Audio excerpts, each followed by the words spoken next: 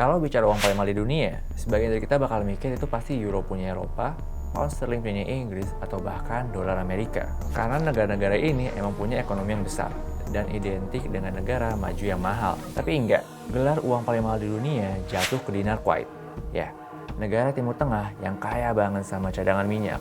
Menariknya, dinar Kuwait ini bisa lebih mahal dari dolar Amerika, padahal ekonomi Amerika jelas jauh lebih besar daripada Kuwait. Nggak usah Amerika deh, bahkan ekonomi Kuwait ini lebih kecil daripada Indonesia. Terus kok bisa negara yang ekonominya kalah dari Indonesia punya uang yang mahal banget? Bukannya nilai mata uang itu ditentuin sama permintaan dunia?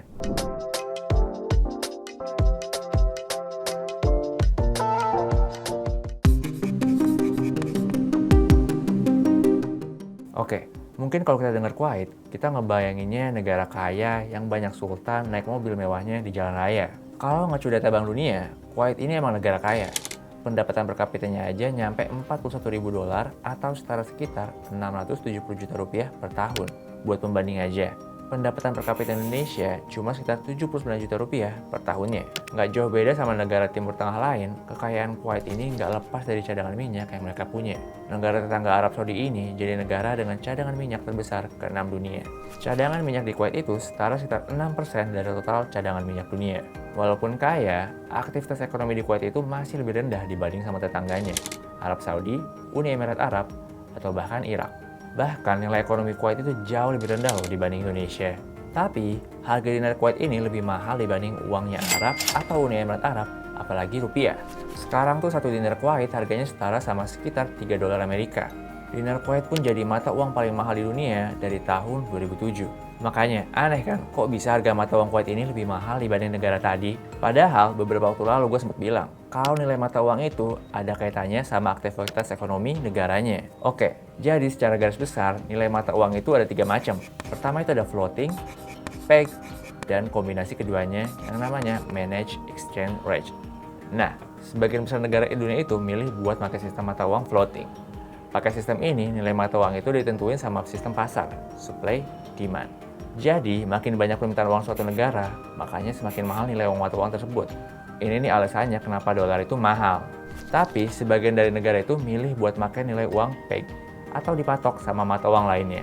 Alasannya biar mata uangnya lebih stabil dari fluktuasi pasar, kontrol inflasi, sampai jaga kepercayaan investor. Nah, sistem peg ini yang dipakai sama Kuwait buat mata uangnya. Jadi, lewat sistem peg, negara sama bank sentralnya itu bisa aja netapin nilai mata uangnya dengan mengacu ke mata uang lain. Misalnya, kita jadi presiden suatu negara, kita nih pengen uang kita jadi stabil. Jadi, nilainya kita samain aja deh sama 1 dolar Amerika. Bisa nggak kayak gitu? Bisa aja. Tapi masalahnya, emang negara lain mau buat pakai uang itu? Makanya, biar uang dengan sistem peg ini bisa jalan, ya uang negara itu juga harus dibutuhin sama negara lain. Ibaratnya nih, uang harus divalidasi gitu loh di pasar nilainya. Ya buat apa kalau misalkan negara mata uangnya mahal-mahal, ternyata negara lain nggak ada yang pakai uangnya. Karena negara tersebut nggak dibutuhin barang atau jasanya. Nah, karena Kuwait ini tadi punya cadangan minyak yang besar banget, mata uang mereka juga masih diincar dan dipakai sama negara lain.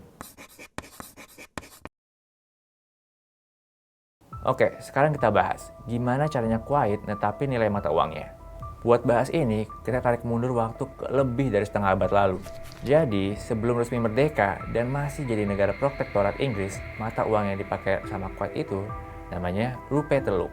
Uang ini juga dipakai sama negara protektorat Inggris lain, kayak Bahrain, Qatar, Oman, sampai Uni Emirat Arab.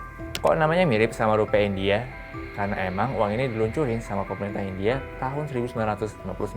Uang ini diluncurin buat ngerespon penyelundupan emas yang ngerugiin cadangan devisa India. Makanya, waktu itu 1 rupiah teluk itu nilainya sama kayak 1 rupiah India. Nah, baru di April tahun 1961, Kuwait meluncurin mata uangnya sendiri, dinar Kuwait. Mata uang ini diluncurin pas banget sebelum Kuwait resmi merdeka di Juni 1961. Awalnya, harga dinar Kuwait itu dipatok setara sama 1 pound Inggris. Alasannya simple, buat ngejaga stabilitas Kuwait yang baru merdeka dan waktu itu pound sterling uang yang banyak dipakai di perdagangan internasional. Tapi, Kuwait milih buat ubah patokan mata uangnya di tahun 1971. Dari awalnya cuma setara 1 pound sterling, berubah jadi ikutin beberapa uang, kayak dolar, euro, sampai yen dengan komposisi yang nggak dijelasin. Kenapa gitu? Karena Kuwait ngindarin fluktuasi harga pound sterling. Ya, Kuwait kan nggak mau kalau pound sterling jatuh harganya, dinarnya juga langsung anjlok. Makanya dipakailah acuan dari campuran mata uang. Terus, seiring waktu nih, Kuwait beberapa kali mengubah komposisi acuan harga dinarnya. Kayak di tahun 1991, karena imbas dari invasi Irak. Tahun 2003, nilai dinar diubah lagi jadi setara 3,3 dolar biar gampangin transaksi di pasar global. Di tahun 2007 diubah lagi, pakai acuan beberapa mata uang lain. Makanya sekarang harganya bisa stabil di kisaran 3,2 dolar sampai 3,3 dolar. Kenapa sih Kuwait milih buat ngikutin mata uang negara lain? Salah satu alasannya karena ketergantungan ekonomi Kuwait sama minyak, di mana 80% pendapatan Kuwait itu datangnya dari industri minyak. Nah, harga minyak mentah di pasar global ini kan naik turun. Jadi biar nggak boncos waktu harga minyak ambles, Kuwait milih buat bikin mata uangnya mahal. Jadi udah clear kan, kalau mahalnya dinar Kuwait itu nggak ada kaitannya sama ekonomi Kuwait. Beda banget kondisinya sama negara-negara Asia Timur. Kayak contoh Jepang deh, sekarang tuh 1 dolar Amerika setara sekitar 145 yen. Meskipun harga yen itu rendah, tapi kan nggak berarti ekonomi Jepang itu lemah. Ya kayak yang kita tahu, Jepang itu negara maju. Bahkan masuk daftar 5 negara dengan perekonomian paling tinggi di dunia. Makanya, mata uang Kuwait nih ibarat brand mahal. Yang emang harga brandnya mau permintaannya tinggi atau rendah, ya tetap mahal. Walaupun punya mata uang paling mahal, Kuwait sendiri nggak dinobatin sebagai negara paling mahal di dunia. Bahkan, kalau ngeliat dari data berbagai sumber, Kuwait nggak masuk daftar 10 negara paling mahal di dunia. Nih, misal pakai data ini nih. Kuwait nih cuma ada di peringkat ke-49 negara dengan biaya hidup paling tinggi. Contoh lagi deh, harga bensin di Kuwait itu cuma setara 0,28 dolar atau setara 4.500 rupiah per liter. Jauh banget kan sama harga bensin di sini? Nggak cuma cadangan minyaknya aja yang besar. Kuwait ini juga punya fasilitas pemrosesan minyak yang efisien banget. Jadi biaya pengolahannya bisa murah. Ditambah lagi nih, pemerintah Kuwait ngasih subsidi bensin. Biaya hidup di Kuwait juga bisa lebih rendah, soalnya pekerja di sana itu nggak dikenain pajak pendapatan. Terus gimana caranya pemerintah di sana bisa jalan? Ya balik lagi, minyak. Kayak yang tadi udah gue bilang, sekitar 90% pendapatan pemerintah Kuwait itu datangnya dari minyak. Nah, walaupun sejauh ini kelihatannya jadi berkah buat Kuwait, ketergantungan sama minyak ini juga bisa jadi kutukan buat Kuwait. Soalnya, ketergantungan sama minyak ini ngebuat pendapatan dari ekonomi Kuwait ini fluktuatif banget. Misal kita lihat waktu pandemi Covid kemarin, waktu itu kan harga minyak ambles banget. Setoran ke kas Kuwait juga seret jadinya. Padahal, pengeluaran mereka tuh tinggi banget. Jadinya apa?